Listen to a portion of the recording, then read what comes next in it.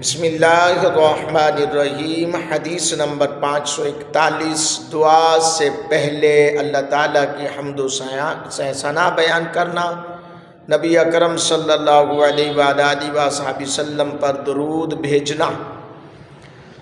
اللہ اکبر۔ حدیث نمبر 541۔ حضرت عبداللہ رضی اللہ تعالیٰ عنہ بیان کرتے ہیں، میں نماز پڑھ رہا تھا، نبی اکرم صلی اللہ علیہ وآلہ وسلم، حضرت ابوبکر صدیق رضی اللہ تعالیٰ عنہ، حضرت عمر فاروق رضی اللہ تعالیٰ عنہ بھی وہاں موجود تھے۔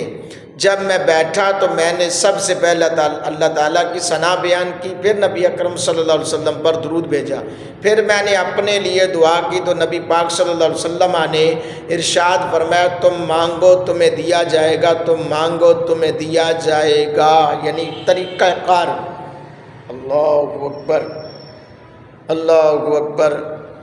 حدیث پاک میں دعا کو عبادت کا مغز قرار دیا گیا۔ دو باتیں، ایک تو دعا مانگنا، نماز کے بعد جو لوگ یہ کہتے ہیں نماز بھی ایک دعا ہے، اس میں کوئی شک نہیں، لیکن بعد از نماز دعا مانگی گئی، یہ ثابت ہے۔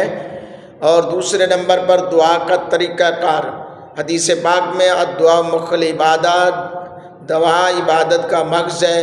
اللہ تعالیٰ سے دعا جب بندہ کرتا ہے تو وہ بہت رب خوش ہوتا ہے اور مانگنے والے کی دعا کو قبول کرتا ہے۔ آداب دعا میں سے یہ ہے کہ دعا کرنے والا یکدم اپنا مقصد زبان پر نہ لائے، بلکہ گداگر کی طرح سب سے قبل اللہ تعالیٰ کی حمد و ثنا کرے، پھر نبی پاک صلی اللہ علیہ وسلم کی بارگاہ میں درود و سلام کا نذرانہ پیش کرے، اور بعد میں عجز و انکساری کی تصویر بن کر اللہ تعالیٰ سے دعا مانگے۔ اللہ اس کی دعا کو رد نہیں کرے گا، اللہ اس کی دعا کو ضرور قبول کرے گا، اور اس کی دعا کو قبول کر کے اس کے لیے بخشش کا سامان بھی بنائے گا۔ اللہ اکبر۔ حضرت فاروق اعظم رضی اللہ تعالیٰ عنہ کا ارشاد گرامی ہے، جس دعا کے آغاز اور اختتام پر درود شریف نہ پڑھا جائے وہ دلہن کی مثل اللہ تعالیٰ کے حضور درجہ قبولیت کو، یعنی جس دعا کے آغاز اور اختتام پر درود شریف پڑھا جائے وہ دلہن کی مثل اللہ تعالیٰ کے حضور درجہ قبولیت کو پہنچ جاتی ہے۔ سبحان اللہ۔ قربان جائیے حضور کی عظمت پر۔